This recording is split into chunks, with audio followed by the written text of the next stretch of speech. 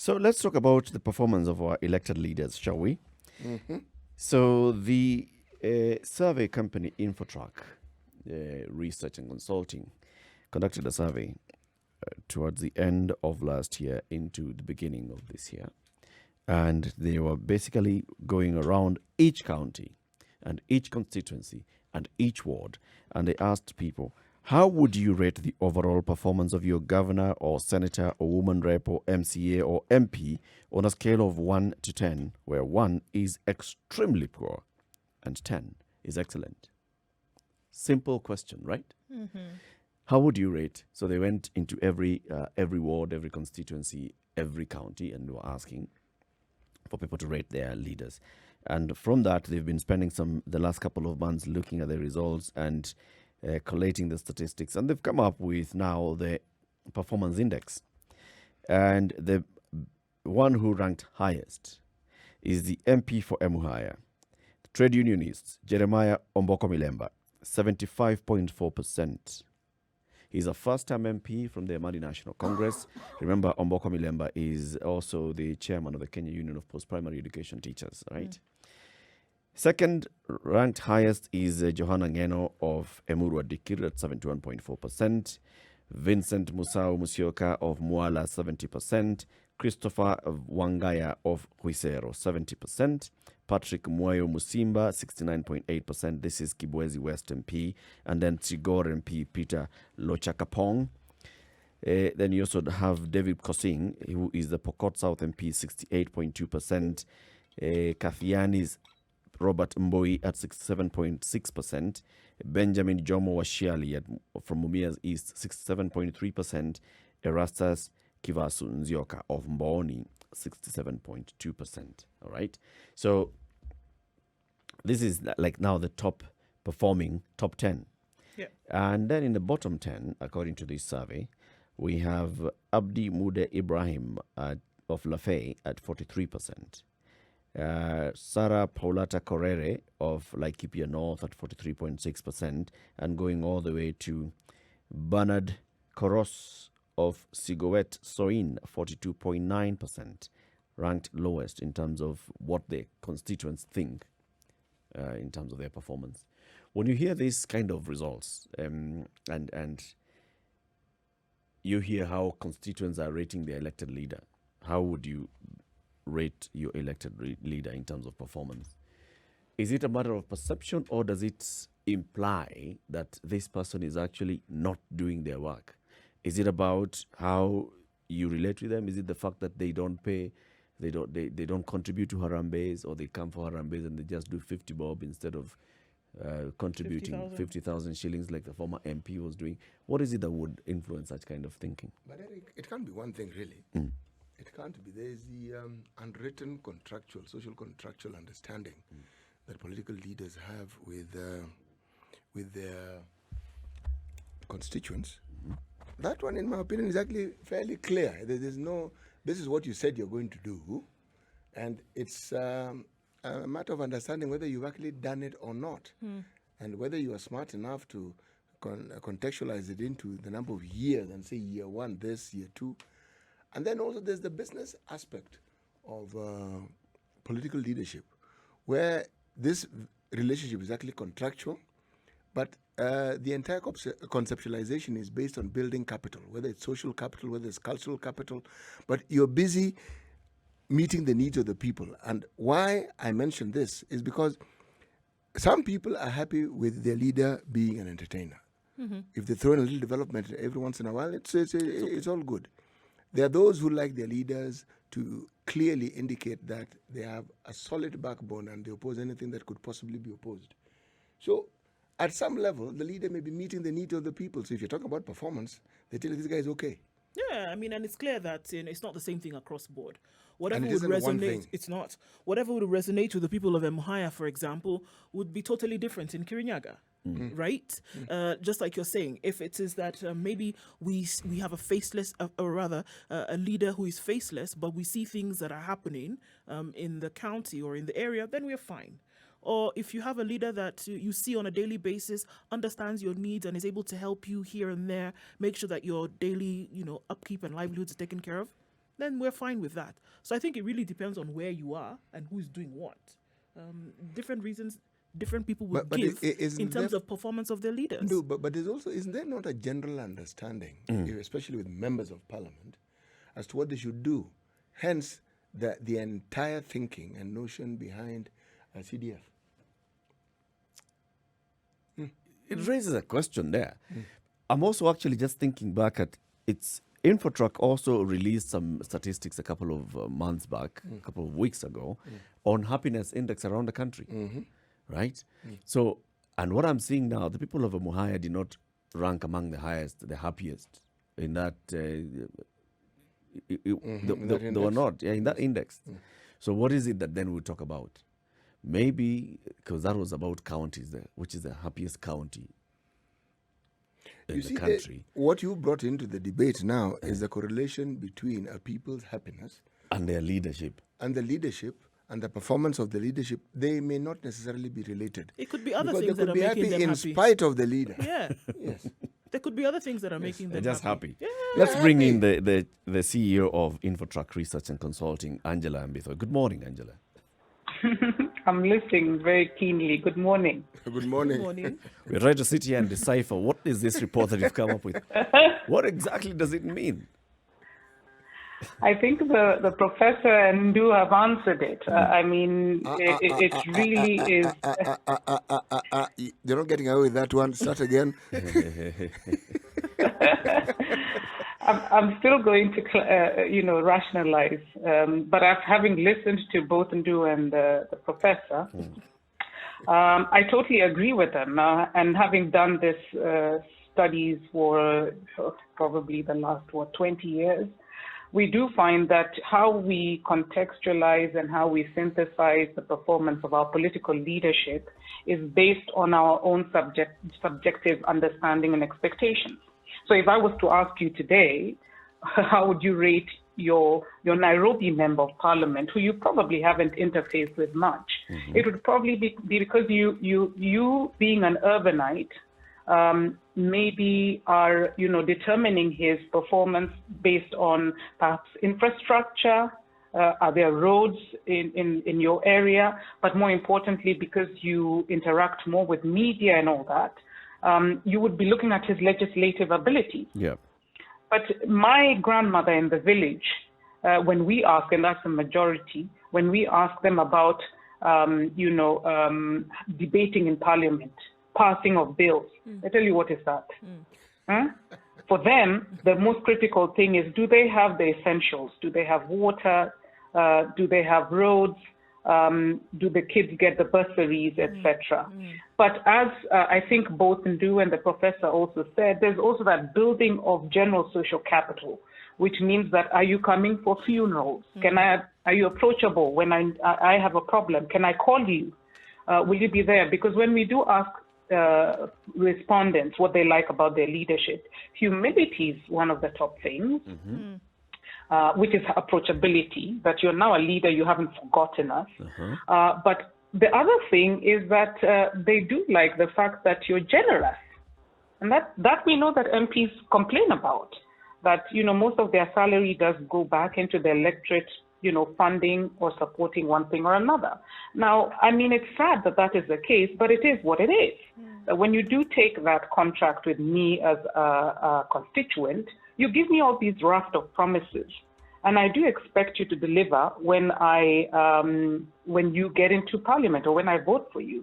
So because that public approval in terms of, that sphere is so ambiguous and is so subjective, is the reason why we limit the question and leave it to the respondent to determine for themselves what it is that they feel is the overall performance of the MP. And let me tell you that these numbers, if you look at the 2015 ones, marry with voting, because that's how you go to the booth. Yeah. For me, it may be that I just like the way my MP looks, or the way he talks, or the way he treats people. For somebody else, it's more tangible things like roads, etc., etc. So we leave it very simple. It's not an exam for the respondent. How do you translate It's really how they interface. When you're asking this question, let's say to the ordinary person, how do you translate performance? Are you asking how happy are you with your leader, or are you asking how do you rate your leader's performance? I mean, because performance here. The question is very happiness- simple. Listen, the question is very simple. It's the same question I would ask you, and people actually find it very easy to answer. We've hardly ever found, because we pilot these things. How would you, my dear, rate the overall performance of your MP since his election in 2017 on a scale of 1 to 10? And you would then say, my MP, I think I'll give him a 5. Now, what we don't do in this particular study is ask, why are you giving him a 5? Okay. Right? Now, what we've seen from the politicians who have interacted with this data is they know why.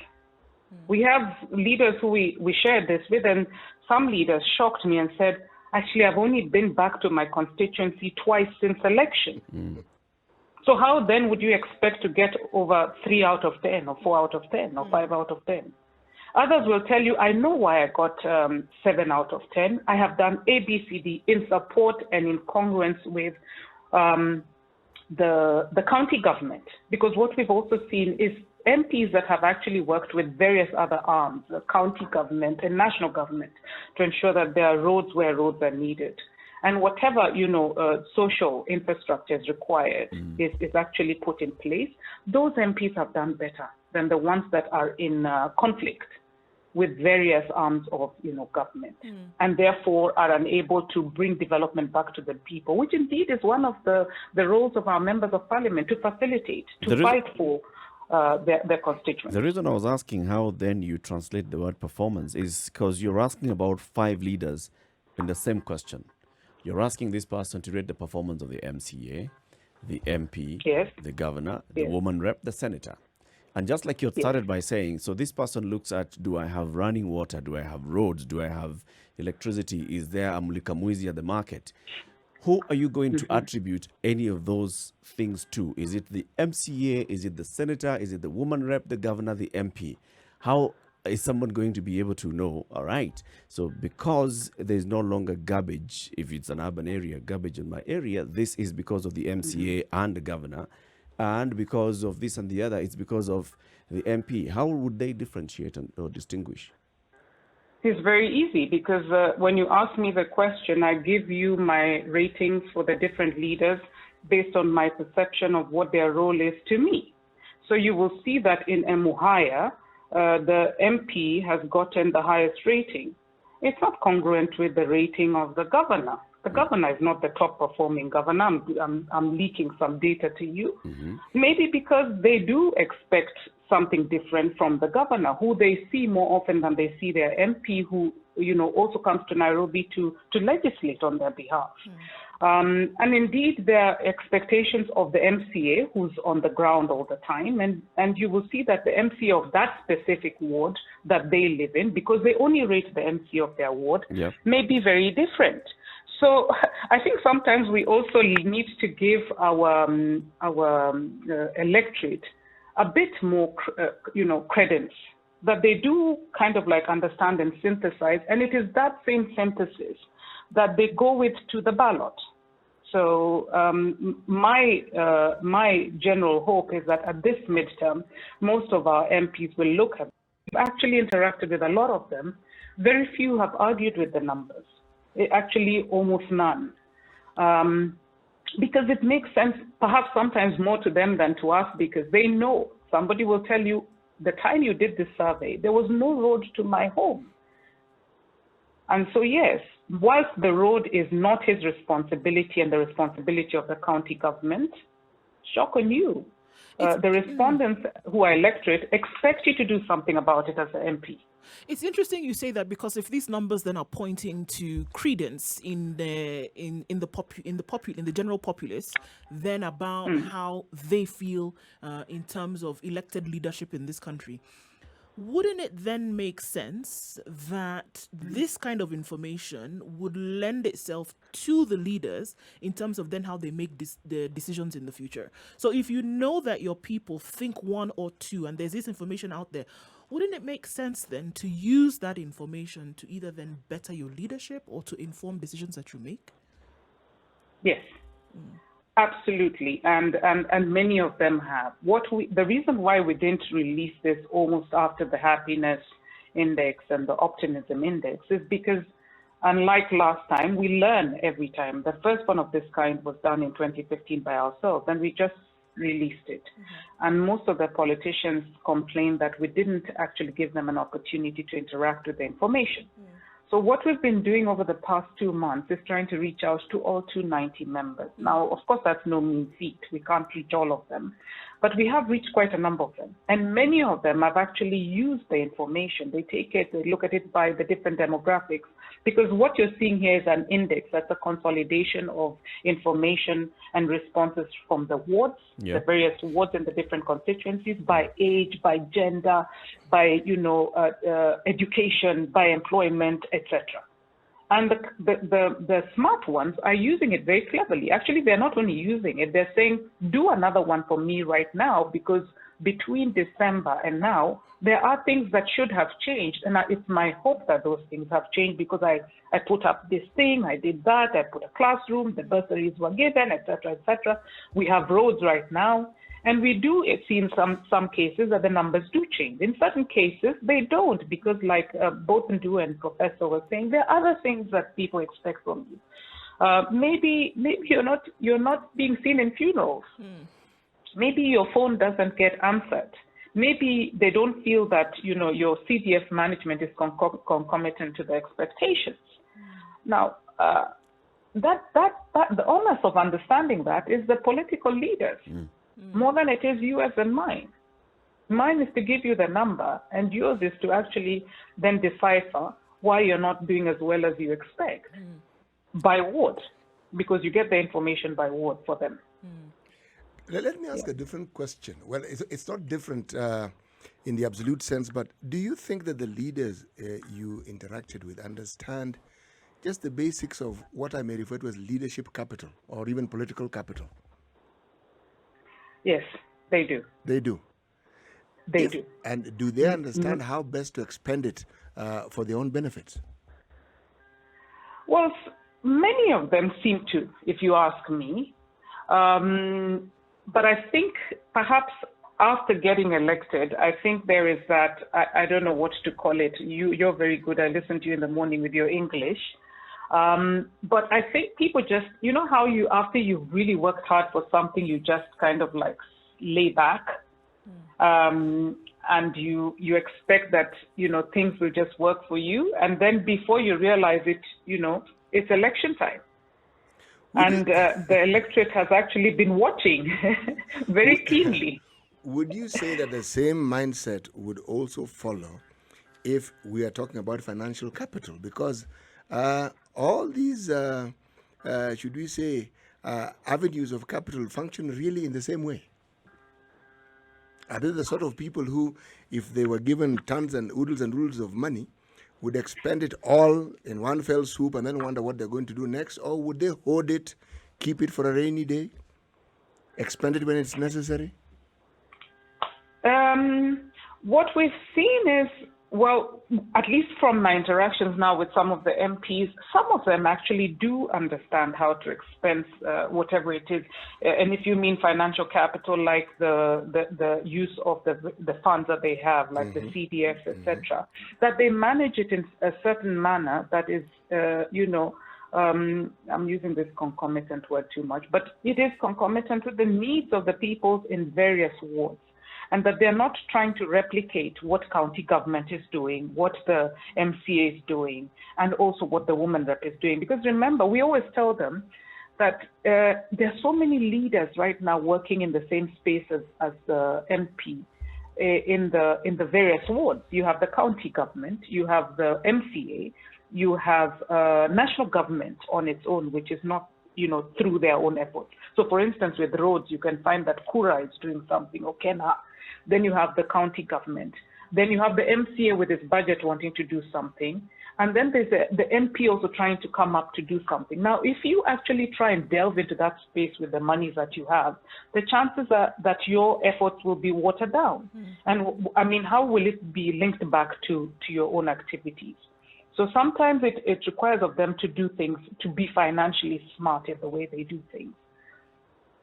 We're speaking with Angela Ambitho, the CEO of InfoTrak Research and Consulting. InfoTrak released a survey yesterday which is ranking the best and worst performing members of Parliament, but also they conducted this survey around December, January, at the end of 2019 into early this year.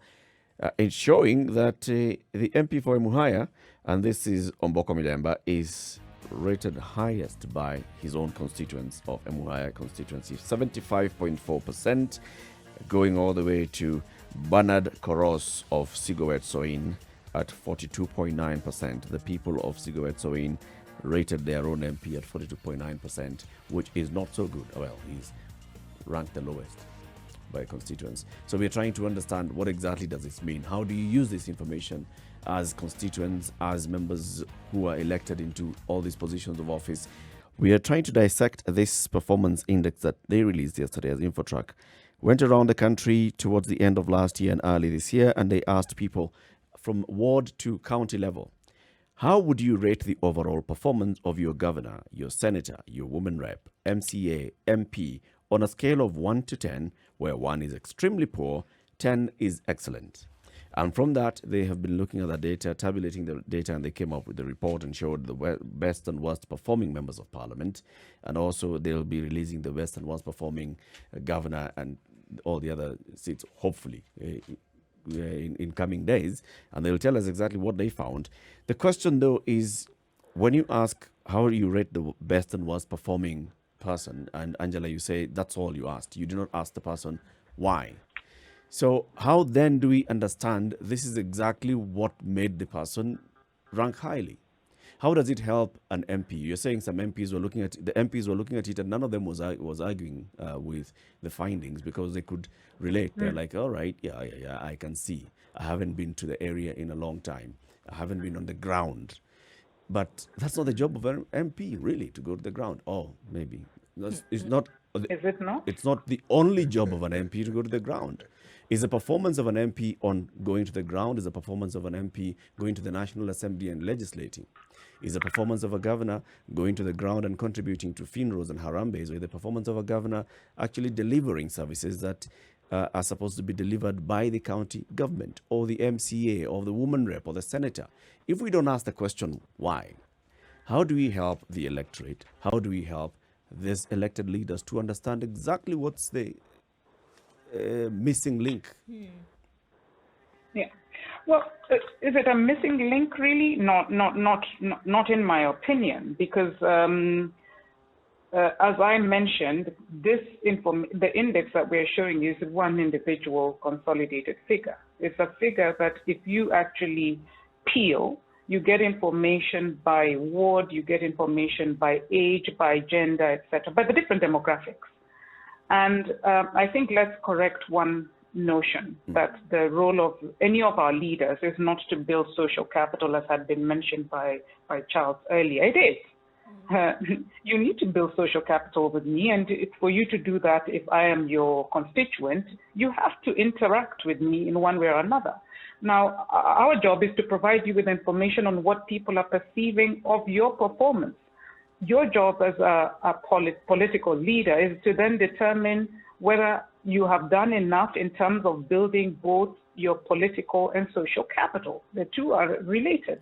And yes, one of the things that all people in our part of the world look at, especially from our elected leaders, that is the developing countries, is your development track record. Indeed, many politicians, and if you've ever been to a rally, I've been to a couple, will mention to you that they will develop the areas that they come from. I will do ABCD to ensure that I will agitate that you get good roads, good infrastructure, that our kids perform better in school. All those things combined mean a better livelihood for most of the people in that particular area. Those are the promises that they make. It is the contract, the social contract, and also the political contract that they give us through their manifestos. So indeed, it behooves on our political leaders, and I know many of them complain and say, oh, but my main role is to legislate in the House. Well, if you're legislating well, then perhaps it should then, translate to people back in your constituent, wherever it is, whether it be upcountry, for most of them it is, feeling what your role is and your performance is as you legislate. Now, if you decide that you're going to spend all your time in Nairobi legislating, I'm doubtful that you're going to do extremely well on the ground and to resonate. So, Eric, I think we need to correct the notion that, and different studies, somebody also come up with a study. I tried to look at, information so that we could relate this to CDF usage. There's very little information, and what's there is not very reliable. So we couldn't. So maybe next time we will ask something on CDF usage. Having done some additional studies for a couple of these MPs, maybe 15 to 20 of them so far, the overall perception index remains the same. Because many people, especially in the rural areas, relate the CDF to the development they see, to the monies that you give in funerals, etc., etc. Now, that teaching and, civic education, we know needs to be done. But it's not InfoTrak's role to do that. It's InfoTrak's role to tell you that this is what they think. And if you feel that you've done enough on the ground, and people don't know that you've done it, then the onus is on you to actually do that civic education with your respective constituents. If you were to do an overall, if you had an overall in your mind based on what this surveys have shown, are we looking at a good scorecard generally when it comes to agents of the legislature now, senators, MPs? Are you looking at a good scorecard overall? No. If you look at the data, you can see that the overall scorecard has gone down from the last cycle. So that the performance of MPs in the 2015 large study that we did was about 60%. It's gone down to 52% currently. And that could be telling us several things. About the overall performance of our MPs. But generally, I think people's expectations have not been met as much. I was saying this to your colleagues from some other media houses, that perhaps the way things happened in 2017 may have meant that they didn't most of our leaders didn't hit the ground running. We had a repeat presidential election. So for most people, for most elected leaders, that meant that they couldn't actually move as quickly as they thought, would have wanted to. Indeed, we got into the political active life in 2018. So almost 6-7 months had gone. And then we've also seen that disbursements of funds have actually been interrupted. But I think for me, as a child of political and social sciences, I do believe that as a country, we need a watchdog. And right now, we don't quite have an active watchdog. And that also, I think, has affected how people perceive, the performance of our legislators. But those are my own, individual, perceptions. They could be different for other people. But yes, the overall number is lower than what it was last time. I'm looking at this kind of, because essentially this is research looking into what it is that the people feel. And I'm looking at other countries that actively use research to then fuel decisions that they make in the future. Now, oftentimes we talk about research being hidden in books and things like that. But here we are doing research amongst people who are giving active information about what they truly feel. And we look at polls being huge things that are used to then fuel either mindset or fuel reality of people in other countries. I would think and I would hope that leaders then who are interested in making good a promise would use information like this to then be able to either do better or correct or where they may have gone wrong. Do we see a direct correlation? I may have asked something like this before. Do we see a direct correlation between this information that is being put out there and then performance across the country? Do you want me to answer this? Yes. Yes. This is why I have invested heavily in this since 2015. My hope was that in giving our political leadership a midterm report on their performance, it would actually help them determine and understand how we perceive their performance, and that they would then use that scientific information to actually better the next, half of their election cycle or their, whatever they call, until 2022. So it's my hope that now, between now and 2022, most of our political leaders will use this data and actually, interact with it. Go back to the ground, go back to their drawing boards and say, where can I do things better? Omboko Milemba, who's doing very well, should consolidate. But the person in Eric, it wasn't Sigowet who was the last one. I'm not going to mention who's last, but it wasn't Sigowet, so please correct that. But the person who's number 290 should also ask themselves, what should I do? What am I not doing right? And indeed, especially if they want to seek re-election in 2022, but also because they signed a contract with us. And every so often, indeed, do believe it or not, I have said this to our friends in Nigeria. They're so excited and they're asking, when can you do something like this for us here? Our political leadership needs it. I sent it to my friends in the University of Ghana, who we work with quite closely, and they're so excited as well because leaders do need information, and we need to actually give them that scorecard. They're in the public space, so handling them sometimes with kid gloves, I think, is not right. Because when they use our taxes to actually, provide us with services, and we need to tell them whether we are happy with what they're doing, whether it's legislative or not, or development or not. Maybe that's what the issue is. Is it about likability? Is it about happiness? Or is it about performance? I'm still having a problem, Angela, wrapping my head around this, on whether this is actually rating somebody's performance or rating somebody's likability.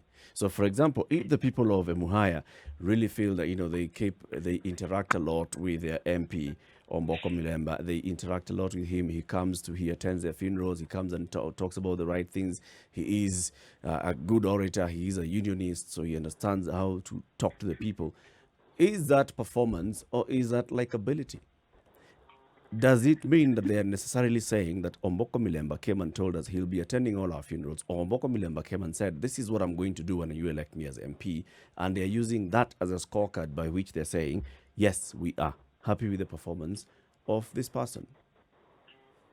I think what it tells me is that Omboko Milemba, when he was seeking election from the people of Emuhaya, made certain promises. And as at this point being late last year up till January, the constituents of Emuhaya were relatively satisfied with his performance based on what it is that he promised them and the expectations of him. Now, whether that then means they like him, which probably it would mean they do, is relative. The most important thing is that for them, what they expected of him in terms of performance, whether it be that he's an entertainer, and that's what he promised to them, or that he actually has done things developmental, which I believe he must have.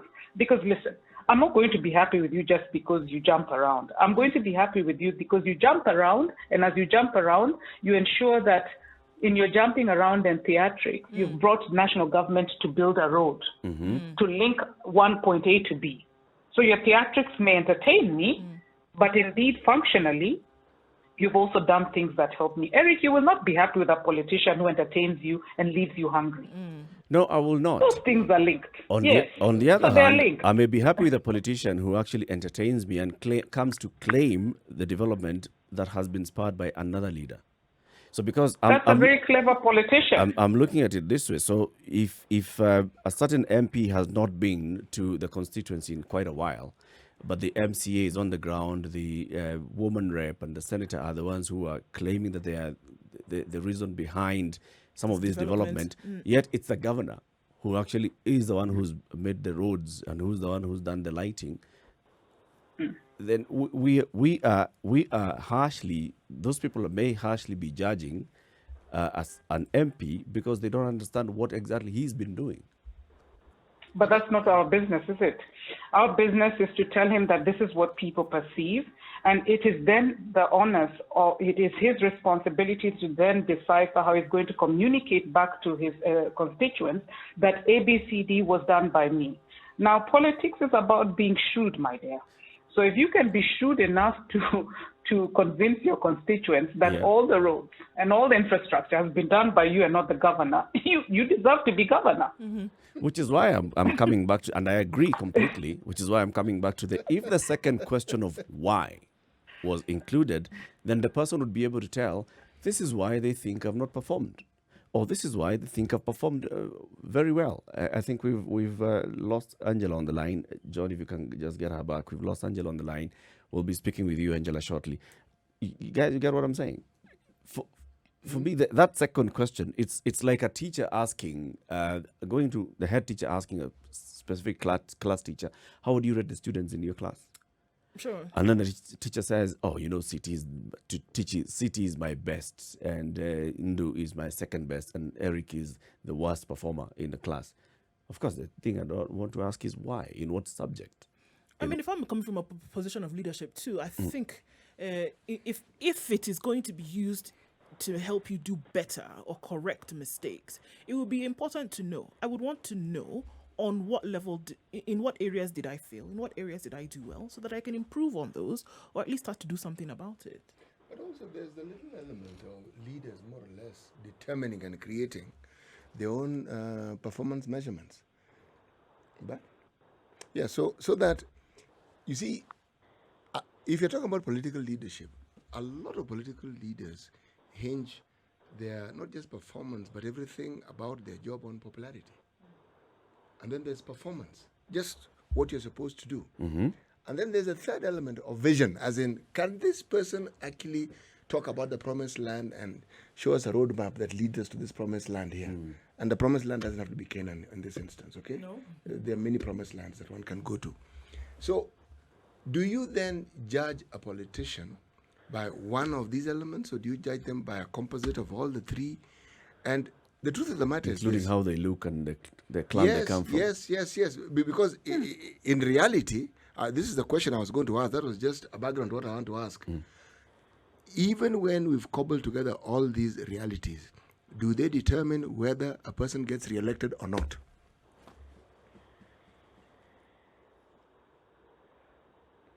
Angela, you're back online, so that was a question for you. Oh, that's a question for me. I was agreeing with Charles because, yes, I mean, we've seen cases where if you look at, I think you have the spreadsheet with the numbers from the last time, and we see that a lot of the MPs, for instance, who are in the top league, went ahead and got, different jobs. One, first of all, it was easy for them to get guaranteed for re-election. But like the Emuhaya MP from before is now governor of Vihiga. Mm-hmm. On the other hand, we had some, then the one for Ariada, who's my MP, he also tried to gun for governor, and he didn't do too badly. And we also have, on the flip side, a lady I remember from Teso North, Mary, I can't remember her second name.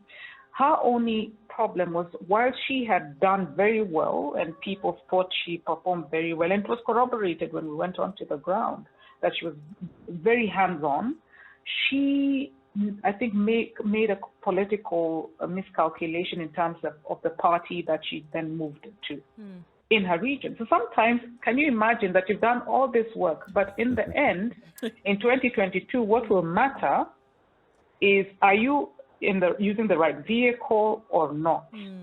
And then, as Charles mentions, popularity in terms of the different facets that we use to influence, that are used to influence our voting decisions and patterns, come into play. So politics, in terms of the public approval, is, as I mentioned before, is very amorphous. It's very ambiguous, and it changes over time, which is why it is imperative for our political leadership to continually also understand. I'm not marketing myself; it could be anybody that they use, but you must understand what your constituents want from you at every given point in time, and do that which is commensurate to the expectations, over and above your job description, which is primarily to legislate. Can we see how this would work on the side of citizens of Kenya, for example, when they're looking at this data, looking at this information, in however way to be presented to them, to also see the performance of individuals, to maybe say, we're going to give you another run, or in this case, we're going to get rid of you completely. This information can also fuel how citizens make these decisions, as opposed to waiting for, election season and then, wait for the proverbial handout. Can't it be a way to also help citizens make the decisions they do in terms of who will come into these positions of leadership? Yes, the objective of this kind of studies is two-pronged. One is to provide the service provider, who is in this case our political leadership, with information of how we feel about their performance. But also on the flip side is to provide a very important stakeholder, who is the electorate, the Kenyan citizen, with information on how the consolidated view in terms of performance of their leadership is. So sometimes you may be thinking, it's only me who's seeing that things are not going well.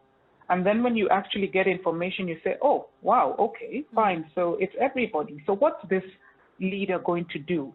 Are they going to come, talk to us, and give us a roadmap? Maybe some things were happening that, impinged their performance or hindered them from performing well. And they still have a whole year and a half to make good their promises. So it also then provides a power to the people. And I wanted that to happen, with information that they can now call upon their leadership, whether it's on the WhatsApp groups that the leaders have, and say, dude, what are you, or lady, my dear lady, what are you going to do? It's now midterm, it's past midterm. We expect ABCD. Let's go back to your manifesto. What are the things that you promised to do for us? Yeah.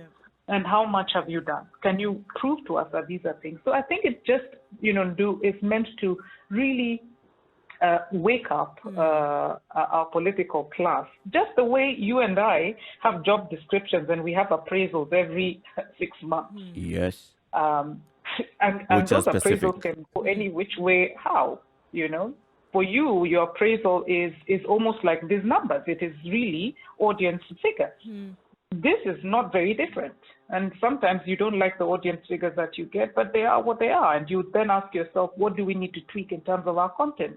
I am wanting that our politicians do the same with these numbers and say, what do I need to do in my constituency to make my constituents, happier with my performance?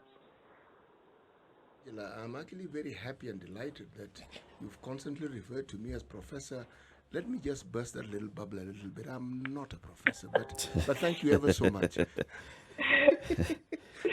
So you say, let me confess that at that point I didn't know to God's the name. ears. Sorry, you're saying? I had to Google.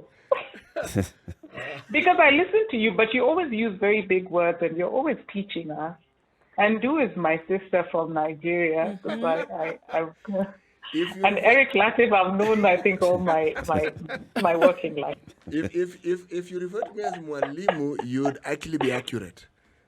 Mwalimu, I changed, correct. Yes, I stand corrected. Thank you. No, don't worry, Angela. In French, and we have a French-speaking person here, a teacher is called a professor. Wait, Isn't it? Yeah. it is. So That is also true. I've built your social capital. You brought up that term earlier. There you go. There you go. Indeed, you have. Thank Angela, you. thank you very much for speaking to us this morning. Thank you. You're doing a good job, by the way. I listen to you in the morning. Thank you Asante so much. Oh, thank you sana. so much.